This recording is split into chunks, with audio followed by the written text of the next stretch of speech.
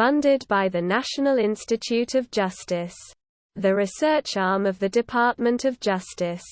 Their research constructed a database of every mass shooter since 1966 who shot and killed 4 or more people in a public place, and every shooting incident at schools, workplaces and places of worship since 1999. Peterson and Densley also compiled detailed life histories on 180 shooters, speaking to their spouses, parents, siblings, childhood friends, work colleagues and teachers. As for the gunmen themselves, most don't survive their carnage. But 5 who did talk to Peterson and Densley from prison, where they were serving life sentences. The researchers also found several people who planned a mass shooting but changed their mind.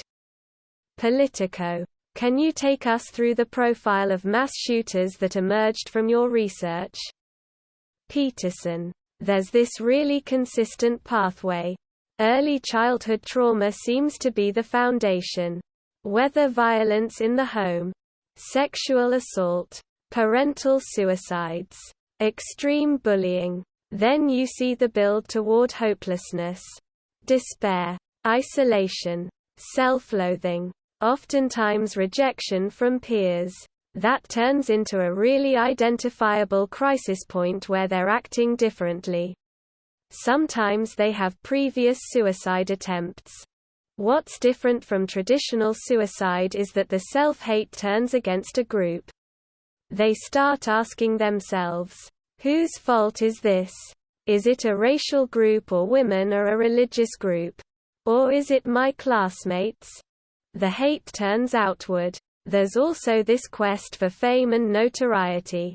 Politico. You've written about how mass shootings are always acts of violent suicide. Do people realize this is what's happening in mass shootings? Peterson. I don't think most people realize that these are suicides. In addition to homicides, mass shooters design these to be their final acts. When you realize this, it completely flips the idea that someone with a gun on the scene is going to deter this. If anything, that's an incentive for these individuals. They are going in to be killed. It's hard to focus on the suicide because these are horrific homicides. But it's a critical piece because we know so much from the suicide prevention world that can translate here. Peterson. Post-Columbine, there's been this real focus on hardening schools, metal detectors, armed officers, teaching our kids to run and hide. The shift I'm starting to see, at least here in Minnesota, is that people are realizing hardening doesn't work. Over 90% of the time, school shooters target their own school. These are insiders, not outsiders. We just had a bill in Minnesota that recognized public safety as training people in suicide prevention and funding counselors. I hope we keep moving in that direction. Densley. In Uvalde, there was an army of good guys with guns in the parking lot. The hard approach doesn't seem to be getting the job done.